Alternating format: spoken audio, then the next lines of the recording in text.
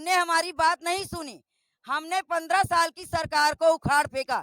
हमको बिल्कुल डर नहीं लगता ना भाई कि जो सरकार हमारी मांग पूरी करेगी, हमारी तकलीफ को समझेगी, हमारी बाल बच्चों का पेट के बारे में सोचेंगे, माननी चाहिए।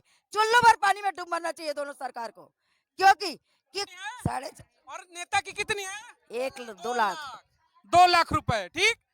और वो सिर्फ 5 साल काम करता है, करोड़ों बनाता है लूट के, और रिटायरमेंट के बाद उसको पेंशन कितनी है? 60,000। आपकी पेंशन कितनी है? ठेंगा जीरो, ठेंगा। ठेंगा है। कुछ नहीं मिलना। तो नेता जब दरवाजे पर आए तो आप जंगल में रहने वाली महिलाएं हैं, जूते निकालिएगा, सवाल जरूर करिएगा कि तुम्हें तो मिलेगा 60,000 और महीने का 2 लाख, और हमें क्या मिलेगा? ठेंगा। तो ठेंगा से वोट भी पड़ता है और ठेंगा दिखाया भी जाता है। दोनों दिखाएंगी? तैयार? बिल्कुल, दोनों दिखाने के लिए तैयार हैं।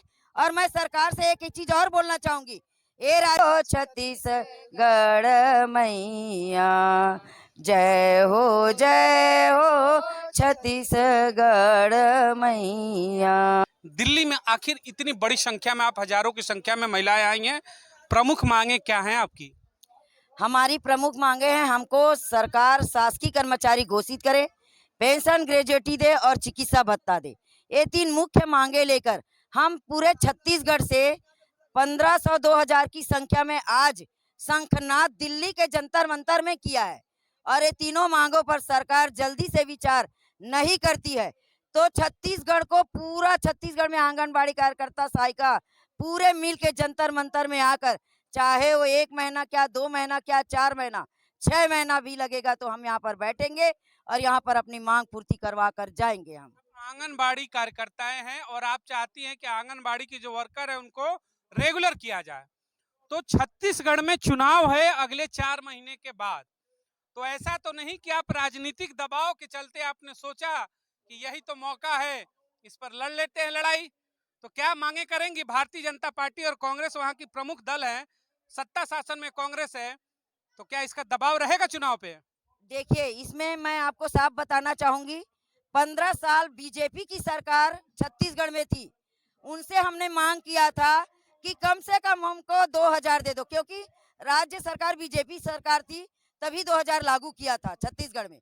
हमने उनसे इतना ही कहा था चुनाव के समय कि कम से कम 2000 और कर दो उसको। उनने हमारी बात नहीं सुनी। हमने 15 साल की सरकार को उखाड़ फेंका। हमको बिल्कुल डर नहीं लगता ना भाई, नहीं लगता। हमने उखाड़ फेंका। आज अगर कांग्रेस की सरकार हमारा 3,543 दिन के हड़ताल पर बढ़ाई है और हमारे पेंशन ग्रेजुएटी पर और एक मुश्त राशि पर अगर विचार नहीं करती है, तो ऐसा नहीं कि हम कांग्रेस सरकार को छोड़ देंगे। और कोई हमारे ऊपर कोई दबाव नहीं है। आज मोदी जी घोषणा कर दे, आज वो बड़ी बड़ी बातें करते हैं कि महिला का उत्थान कर रहा हूँ, किशोरी सशक्तिकरण बना रहा हूँ, जमीनी स्तर से महिलाओं को आगे बढ़ा रहा हूँ। कैसे बढ़ा रहे हो मोदी जी? स्मृति ईरानी जी बताइए, हमारे लिए दिल्ली में कोई नया मार्केट खोल के रखे क्या? चांदनी चौक और सरोजनी मार्केट से छोड़कर और कोई मार्केट बना दिया हो तो बताओ, चले जाए वहां लेन देन करके हम लोग चले जाएंगे छत्तीसगढ़। अगर आप ऐसा नहीं करते हैं तो हमारा अधिकार है, हमको भी शासकीय कर्मचारी घोषित करो और हमको भी पेंशन ग्रेजुएटी दो और हमको भी चिकित्सा भत्ता दो। 4,500 में हम अपना घर चलाएं, बच्चे पढ़ाएं, कि हम स्वयं चलें, कि परिवार को चलाएं। क्या करें? हम बीमार पड़ते हैं तो डॉक्टर के पास जाने के लिए हमको 10 बार सोचना पड़ता है कि 500 रुपया की हम फीस देंगे कि हम दवाई लेंगे। क्या ये दर्द मोदी जी को सुनाई नहीं दे रही है?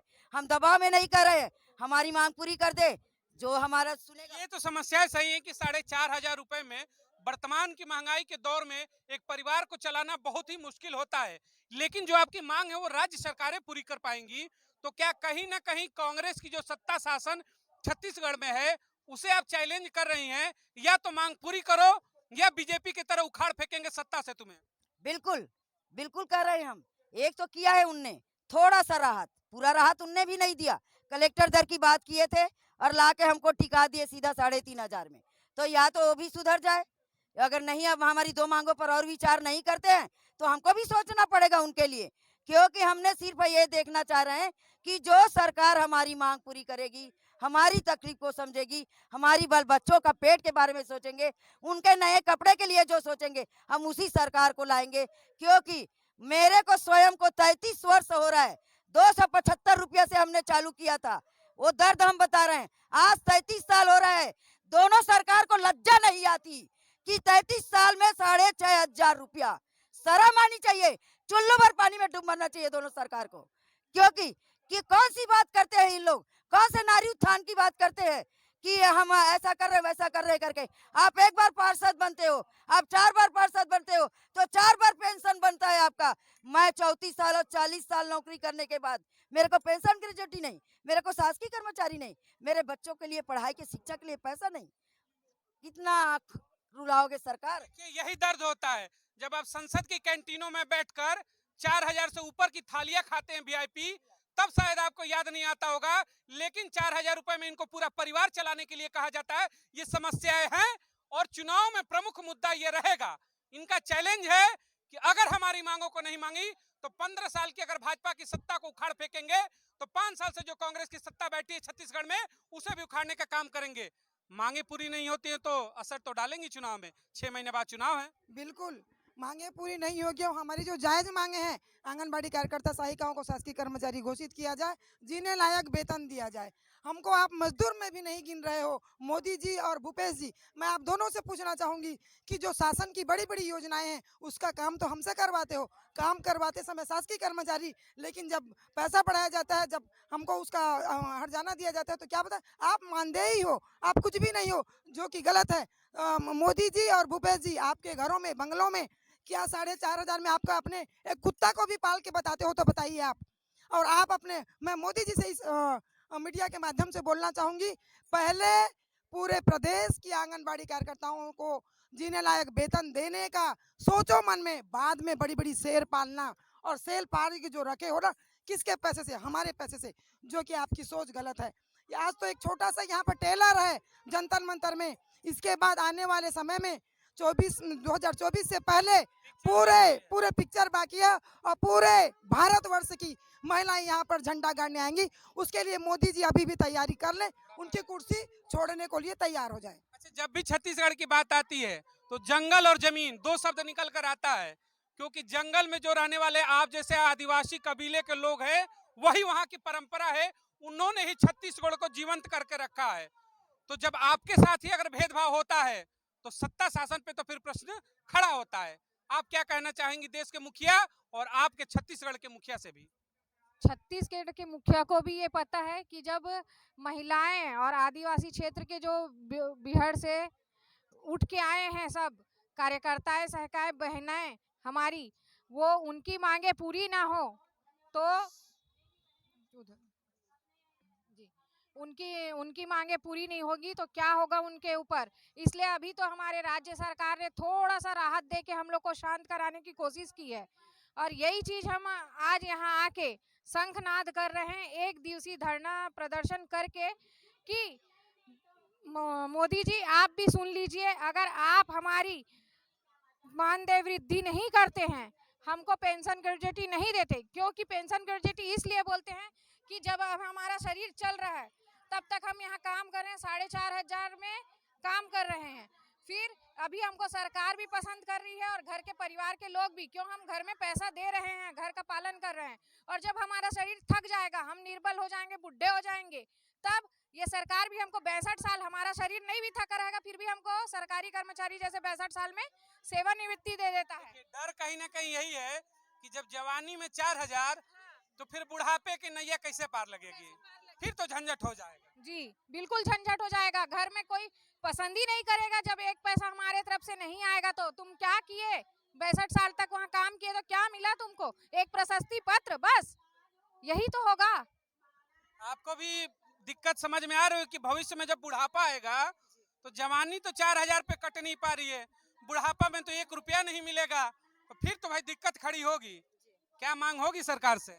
बिल्कुल, सबसे पहले तो यही है कि हम 62 साल के बाद जब सेवानिवृत्त होंगे तो हमको खाली हाथ हम घर जाएंगे, बहुत बड़ी विडंबना है इस सरकार की। सरकार को तो हमको सबसे पहले पेंशन ग्रेजुएटी को लेके सोचना चाहिए, विचार करना क्या कर देना चाहिए, मैं तो कहती हूँ सरकार को। और साथ ही जो इस महंगाई में हम 4,500 में अपना घर परिवार, अपने बच्चों, अपने स्वास्थ्य को इस लेकर हम जीविका चला रहे हैं, तो सरकार को इस बात को तो समझ आना चाहिए कि उस 4,500 महंगाई इतनी है। और ये कार्यकर्ताएं बहने जो जमीनी स्तर की कार्यकर्ता है, जो सारा योजना सरकार की सारी योजना पर काम कर रही है, और हम मात्र 4,500 रुपया देकर उनको काम करवा रहे हैं, बहुत ही गलत ही बात है। सरकार को इस बात पर बहुत ही विचार करना चाहिए कि हमको सम्मानजनक हमको वेतन हमको दे, और सरकार हमारी जो मांगे हैं उसको जल्द ही पूरा करे। पेंशन ग्रेजुएटी इन सब की पीड़ाएं अपनी जगह पे। एक आखिरी सवाल के साथ खत्म करूंगा मैं अपने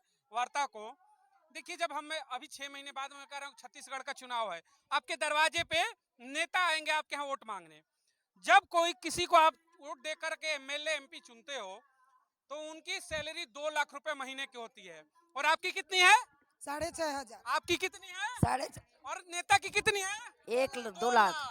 2 लाख रुपए, ठीक।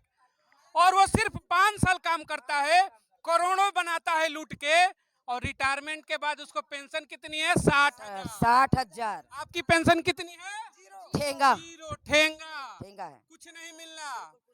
तो नेता जब दरवाजे पर आए तो आप जंगल में रहने वाली महिलाएं हैं, जूते निकालिएगा, सवाल जरूर करिएगा कि तुम्हें तो मिलेगा 60,000 और महीने का 2 लाख, और हमें क्या मिलेगा?